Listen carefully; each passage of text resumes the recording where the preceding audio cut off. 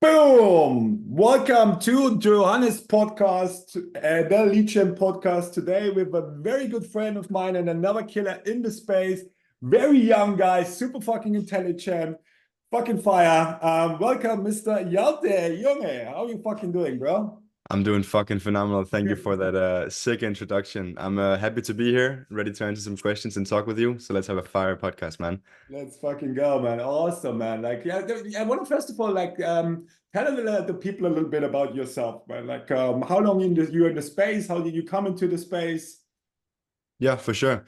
So my name is Hjalte. I run a B2B lead generation agency, and we specialize in automated cold email. I've been in the sort of marketing space for about 2 years now, but only in lead gen, specifically with cold email, for a little over a year. And we help SaaS companies, specifically SaaS companies, doing about at least 500,000 annually in recurring revenue. So it's usually the ones that are in seed stage or ABC funding stage. How I really got into marketing, I think just, always wanted to go into entrepreneurship and stuff like this. So I watched content online and then just, slowly got pulled into it. And how I met Johannes as well is through a paid community called Agency Velocity, which we're both in, which I joined about 7 months ago. And then, yeah, the rest is history. Super fire. And then he came to Marbella and we had a fucking blast. Yeah, it was awesome. Yeah. It was actually like I always say, it was a very smart move. Like we had last time in H2 Velocity, guys, we had a topic where it was about like what you need to do to build meaningful relationship. And I said like one thing that is super important is really just first of all to have the intent to create these relationships, to also know you want to attract, but also really to do the effort to then do the first steps to get to know these people. And that's, for example, what Hjalte did. Like he realized that there were some killers in Marbella over, right? Like with Noah and Elliot visiting me. And he was like, fuck it, I'm going Yeah. to come. And like that's how basically we got so close, right?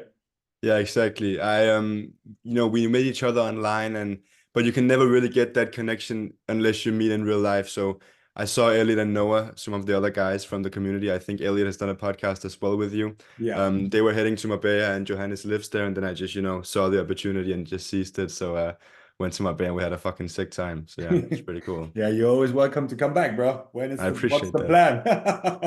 Yeah. All right, so super fire. Okay, and you're very young, right? Like how old are you? I'm 17. I turned 18 years old in February, so about 4 months left. Yeah, we always need to book hotel for him. Yeah, that's true. That's very true. Yeah, that's the only issue. If I go to my bay, I'll have to stay with some of the guys. Hey, you can stay at mine, bro. I appreciate that. If Sophia lets us, Sophia, that's not yeah. exactly. I don't think she has a problem with you more with Elliot because he's so dirty. Oh no. I mean not dirty, but not really organized. Let's just say like this. Okay, cool. What I wanted to ask you. Yeah, so basically, like if you look at the space, in the last year, for example, what do you see? What are the changes? Yeah. Well, obviously, I haven't been in it for that long, but I remember before, started Leadgen, I was still doing outreach for myself. And, Mhm. it's only gotten harder. I think everyone says that it's only gotten more difficult to, book meetings and stuff because it's getting much more competitive in the beginning. I remember when I started, doing outreach for myself, for my agency, you could run some simple copy and you could do like a very simple offer, we'll guarantee you this in this amount of time, and Mhm. people would be interested. That's not the case anymore. You really have to go in and do a bit more research in terms of the situation. And if you want to have success with outreach, you really need to be relevant as well. Mhm. Obviously, this can be done at scale. It doesn't have to be done manually, but it requires a bit more expertise, I would say. So it's definitely gotten harder. But that obviously makes it better for the ones that, have the skills to do it. Okay, yeah, absolutely. What do you think? What role plays AI? AI, good question. Well, there's good things about AI and there's bad things about AI. Obviously, AI can do a lot of great things for your own marketing, doing research and stuff. I would say in terms of doing, AI emails and stuff like this, it isn't 100% at the most optimal state yet. I think where AI is the best to leverage for our own agency is stuff like, automations and doing research on leads and qualifying leads. That's one big thing I do a lot when doing outreach for myself, is kind of using AI to qualify our lead list. So we have a very targeted lead list. Mm-hmm. Um, Now, on the other hand, I think everybody mentions this probably on your podcast and just everyone in general, deliverability. Obviously, AI is making deliverability much harder because, these big providers like Google and Microsoft, they can make much more advanced spam filters and stuff when the Mm-hmm. new artificial intelligence is out. So there's pros and cons to it, but I'll definitely say that the pros overweigh the cons, 100%. Okay. And like you speaking of deliverability, do you see deliverability as the biggest challenge right now for the lead gen space? Oh yes, 100%. Yeah, very much. I think you can be a really great copywriter and you can be, a fucking clay expert and everything like this, but if your Mhm. deliverability isn't working, none of that shit matters at all. And a lot of people struggle with it because I think deep down, most agency owners, myself included, don't really understand at a deep level how deliverability actually works. Mhm. We set up things I remember in my head, how to go and get domains and inboxes and stuff, but I have no technical expertise to actually know how the backend looks like. So Mhm. when deliverability gets tougher and stuff, it's really only guesswork and working together to try to figure out a solution, but nobody really understands it.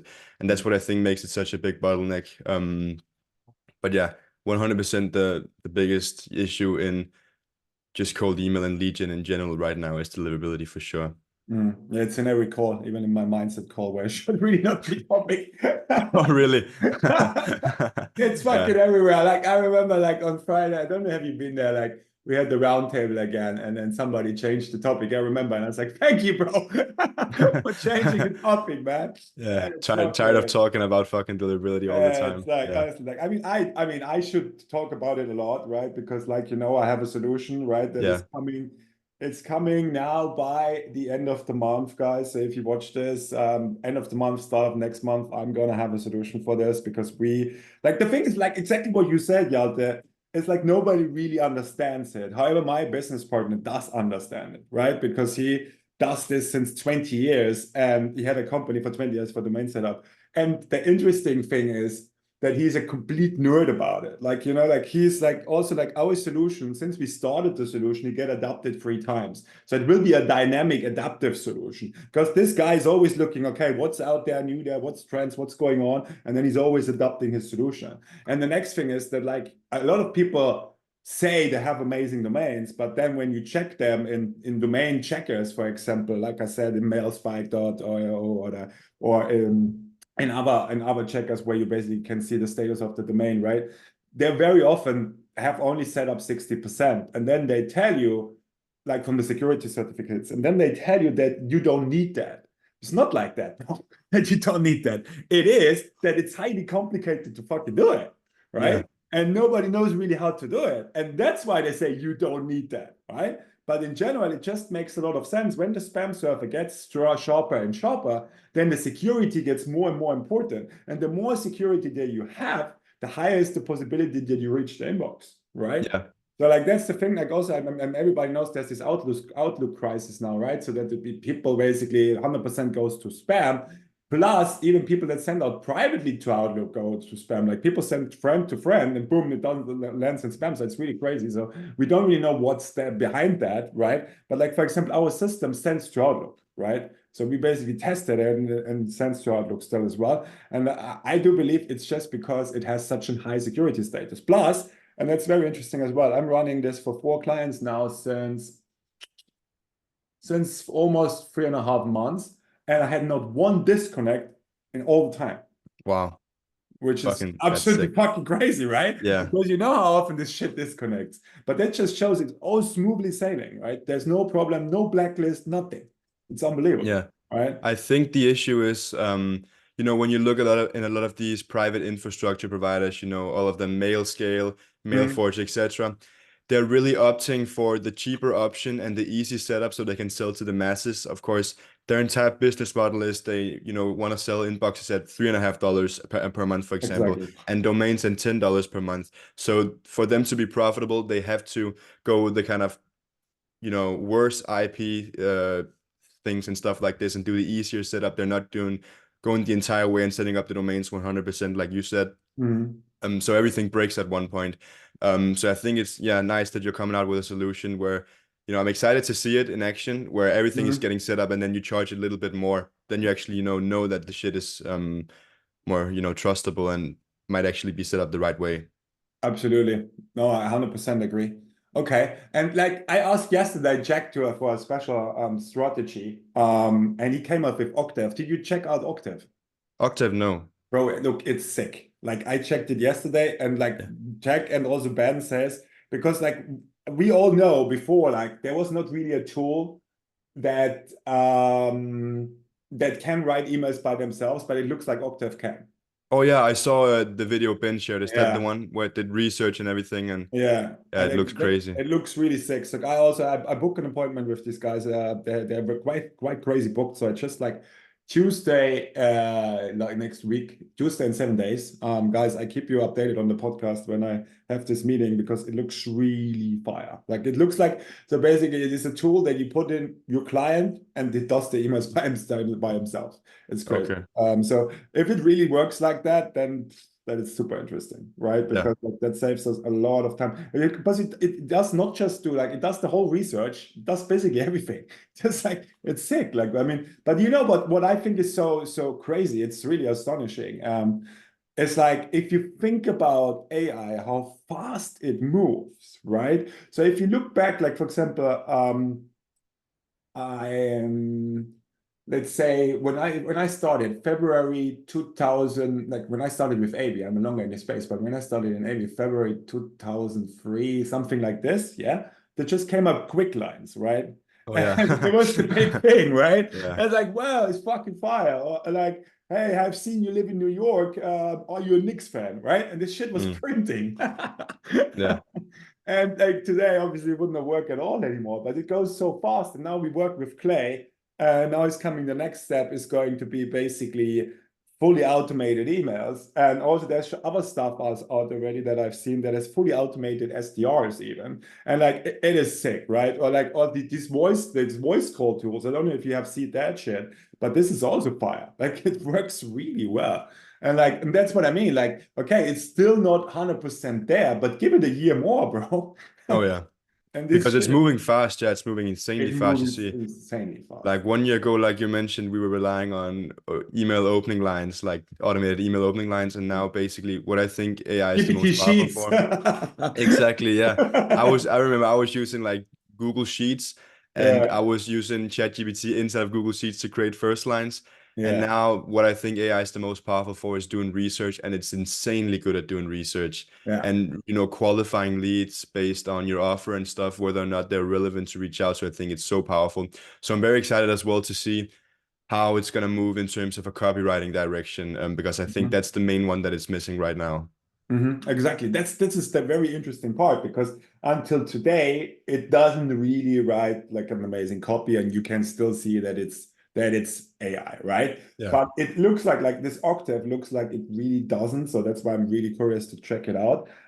And also, I think, like I said, it's getting better and better. Like just a few months ago, you could immediately say that it's ChatGPT. Now it's getting even trickier, to be honest. Mhm. Like it's interesting, and like I said, it moves so fucking fast. Okay, is there any kind of like golden strategy that you are using that works super well for you that you could tell the audience?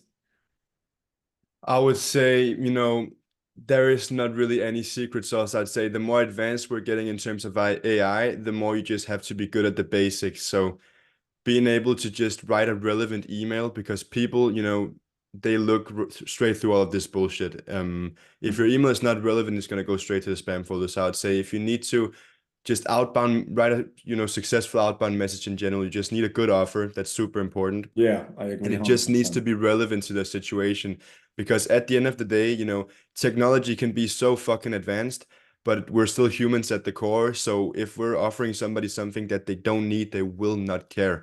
So I would say it's pretty much still the basics. Of course, you can enhance everything with AI, but it's still Mhm, like it's a matter of, or it's a question of how good is your offer and how much do they actually need this offer. That's it. mhm. So yeah, I think that's pretty much it. Yeah, absolutely, 100%. I mean, it's like when you have a good offer, because like there's always, right, like we had this war one time in agency velocity. What's more important, targeting or copy, right? Yeah. And like honestly, like there's one thing that we forget about it, and that's really offer, because offer is king for me. Honestly, like if you have a good offer, you don't even need the best targeting, you don't even need the best copy.